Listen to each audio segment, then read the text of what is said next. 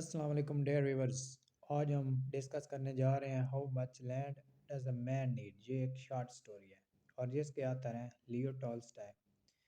اس کو 1886 میں پبلش کیا گیا ہے. اس کی سیٹنگ جو ہے وہ رشیا میں ہے. یہ شارٹ سٹوری بہت ہی امپورٹنٹ ہے. اس شارٹ سٹوری کی اب سمری ڈسکس کرنے جا رہے ہیں. اس کے کریکٹر جو ہے ایک پیکھم ہے اور یہی میجر کریکٹر ہے، امپورٹنٹ کریکٹر ہے اور بہت ہی لالچی ہے. اس کی ایک ینگر سسٹر ہوتی ہے اور اس کی ایک ایلڈر سسٹر ہوتی ہے. ایلڈر سسٹر جو ہے وہ مرچینٹ کی وائف ہوتی ہے، بہت زیادہ امیر ہوتی ہے. جب وہ واپس آتی ہے اپنے گھر تو وہ اپنی امیری دکھاتی ہے، جبکہ اس کی بہن کہتی ہے کہ جس حال میں بھی ہیں ہم بہت ہی خوش ہیں اور ہم اسی حال پہ اپنے رب کا شکر ادا کرتے ہیں. جب بیکہم اپنی سسٹر کی یہ بات سنتا ہے کہ میں امیر ہوں، میں بہت زیادہ خوش ہوں اور میرے پاس بہت زیادہ پیسہ ہے، بیکہم یہ بات سنتا ہے تو مایوس ہو جاتا ہے. وہ پریشان ہو جاتا ہے، سوچنے لگ جاتا ہے. اپنے اندر ہی اندر وہ سوچتا ہے، کہتا ہے کہ کاش میرے پاس زمینیں ہوتی، میری فیملی آرام و سکون کی زندگی گزار سکتی، کبھی ایسا ہوتا کہ میں خوش رہتا. تو یہی بات جہنم میں ڈیول سن لیتا ہے اور کہتا ہے کہ بیٹا تو ویٹ کر، تجھے بھی سب کچھ مل جائے گا. اور جو اس کو ملے گا وہ اس سٹوری کے اینڈ پر آپ لوگ دیکھ لیں گے کہ اس کو کیا کچھ ملے. پیکم جو ہے کچھ دیر بعد لیڈی لینڈ آنر کے پاس جاتا ہے جس سے اس نے زمینیں لیز پر لی ہوئی ہیں اور انہیں پر فصل بوتا ہے، انہیں سے محنت کرتا ہے، انہیں سے کھاتا پیتا ہے. لیڈی لینڈ آنر کی بہت زیادہ زمینیں ہیں، اس کی فضول کی زمینیں پڑی رہتی ہیں، وہ خود نہیں فصلیں اگایا کرتی. وہ بہت زیادہ امیر ذاتی ہے، اس کے پاس بہت زیادہ پیسہ. پیکم اس سے کہتا ہے کہ مجھے کوئی زمینیں اور دے دو، 30 ایکڑ مجھے اور دے دو تاکہ میں فصل بو سکوں اور محنت کر سکوں، تاکہ میری فیملی جو ہے وہ خوش رہ سکے، ان کی ضروریات پوری ہو سکے. تو لیڈی لینڈ آنر جو ہے اسے 30 ایکڑ اور دے دیتا ہے لیز پر. تو پیکم بہت زیادہ خوش ہو جاتا ہے. پیکم کی زمین اور زیادہ بڑھ جاتی ہے، پہلے سے بھی ڈبل ہو جاتی ہے. پہلے بھی کچھ لیز پر لی ہوتی ہے. وہ اسے کہتا ہے کہ اب مجھے یہ زمین نا مجھے سیل کر دو، تھوڑی بہت میں پیسے آپ کو دیتا رہوں گا محنت کر کے اور اسی زمین سے کچھ کما کر. تو پھر جب یہ زمین مل جاتی ہے اسے تو ساتھ والوں سے اس کی لڑائی ہو جاتی ہے. انہیں یہ کچھ عزت نہیں کرتا، وہ انہیں کہتا ہے کہ تم میری زمین سے کھا رہے ہو، یہ کر رہے ہو، وہ کر رہے ہو. تو پیکم سوچتا ہے کہ ان سے بھی میں زمین خرید لوں، تو وہ زمین بھی ان سے خرید لیتا ہے. یہ سب زمینیں خریدنے کے بعد پیکم بہت زیادہ خوش ہوتا ہے. تو پھر ایک ٹریولنگ پیزنٹ گزرتا ہے، ایک مسافر گزرتا ہے. وہ کہتا ہے کہ والگر میں زمینیں پڑی ہیں، وہاں پر جو ہے وہ لوگ دے رہے ہیں ایک آدمی کو 25 ایکڑ. تو یہ سوچتا ہے کہ میرے گھر والے جو ہیں، ہم فیملی میں 4 ممبر ہیں تو ہمیں 100 ایکڑ مل جائے گی. تو پھر اپنی فیملی کو لے کر یہ وہاں چلا جاتا ہے وولگر میں. وولگر میں اسے 100 ایکڑ زمین مل جاتی ہے. وہاں پر تو بہت ہی زیادہ خوش ہوتا ہے اور ہیپی ہو جاتا ہے، کہتا ہے کہ اب تو بہت زیادہ پیسہ کما لوں گا اس زمین سے. پھر وہاں پر یہ فصلیں بو رہا ہوتا ہے، اپنا کام کر رہا ہوتا ہے زمینوں میں. تو وہاں پر ایک پسنگ مرچنٹ وہاں سے گزرتا ہے. وہ کہتا ہے کہ بشکر لینڈ میں جو ہے 1000 روپے میں 1000 ایکڑ زمین مل رہی ہے. تو یہ بہت زیادہ خوش ہوتا ہے، اس زمین کو چھوڑ دیتا ہے. یہ پہلے اکیلا جاتا ہے وہاں پر اور وہ آدمی کہتا ہے کہ اگر کوئی آدمی ان کے پاس جائے گفٹ وغیرہ لے کر جائے تو وہ زمین مفت میں بہت زیادہ دے دیتے ہیں. وہ تو بہت زیادہ امیر لوگ ہیں، وہ لوگ شراب پیتے ہیں. تو راستے میں یہ شراب بھی لیتا ہے، شراب بھی پیتا جاتا ہے اور گفٹس بھی وغیرہ لے جاتا ہے. بشکر لینڈ جب پہنچتا ہے تو وہاں کے لوگوں سے باتیں کرتا ہے. تو وہ کہتے ہیں ہاں ہم دیں گے زمین، لیکن جب ہمارے بشکر کے سربراہ آئیں گے، ہمارے لیڈر آئیں گے تو تب وہی بتائیں گے کتنی زمین دینی ہے کتنی نہیں دینی. یہ تو بہت زیادہ خوش ہو جاتا ہے. جب بشکر لینڈ کے لیڈر آتے ہیں تو ان سے بات کی جاتی ہے. تو وہ کہتے ہیں ہاں جی ہم دیں گے، لیکن ایک شرط پر، کہ تم جب زمین لو گے تو ایک دن میں آپ نے اس زمین پر جانا ہے، پیدل جانا ہے. جہاں سے تم جاؤ گے وہاں پر نشان لگاؤ گے اور جہاں تک پہنچے گے وہاں بھی نشان لگاؤ گے. اور سورج ڈھلنے سے پہلے پہلے آپ نے یہاں پر نشان لگایا تھا سٹارٹنگ پوائنٹ جو بھی تھا وہاں پر واپس آنا ہے سورج کے ڈوبنے سے پہلے پہلے.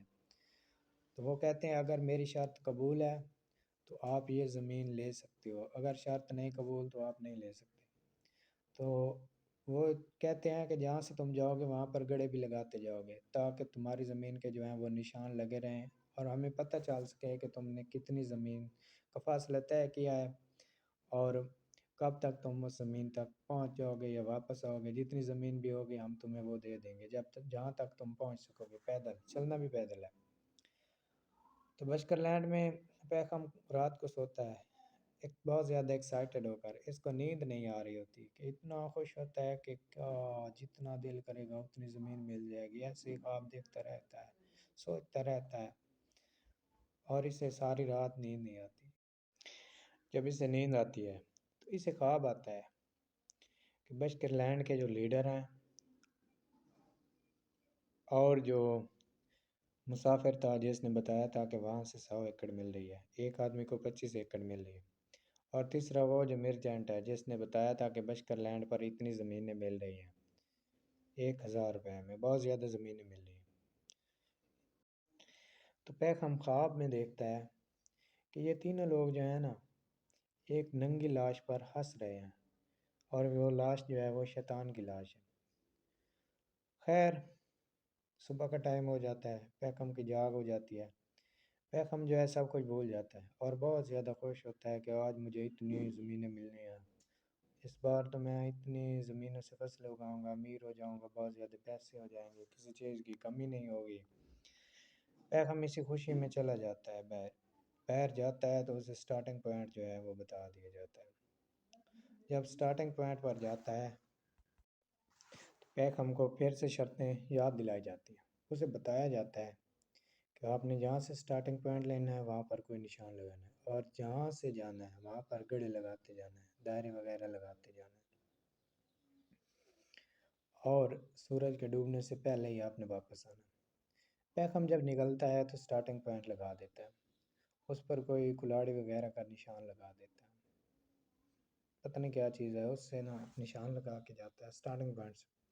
पैकम चलता गया चलता गया चलता गया चलता गया, जब बहुत ज़्यादा सफ़र कर लेता है तो ये निशान वगैरह भी लगाता जाता है। 5-6 किलोमीटर का सफ़र ये तय करता है तो 10-11 का टाइम हो जाता है। इसे बहुत ज़्यादा धूप लगती है, सूरज की तपिश बहुत ज़्यादा होती है, तो फिर इससे बहुत ज़्यादा गर्मी होती है, लेकिन इसे पता होता है कि मुझे इतनी ज़मीन लेनी है। ये खुशी का मारा बहुत ज़्यादा एक्साइटेड होकर सफ़र तय करने में बहुत तेज़ी करता है।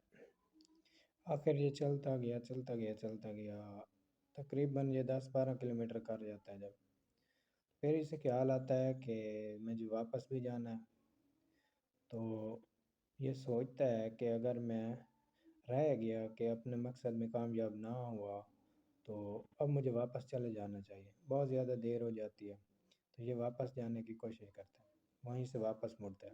अब जब ये पैदल चलता है तो इसके जूते इसे तंग करते हैं, तो ये जूते उतार देता है। जब ये पैदल चलता रहता है, दौड़ता रहता है, तो इसके पाँव जो है फट जाते हैं, उनसे खून बह रहा होता है, बहुत ज़्यादा ज़ख्मी हो जाते हैं। फिर ये वापस आता है तो सूरज ढलने वाला होता है, तो इसको जो है बहुत ज़्यादा थकान होती है, थका हुआ होता है, थकन में घिरा होता है, तो ये कमीज़ वगैरह अपने सब कुछ कपड़े भी उतार देता है।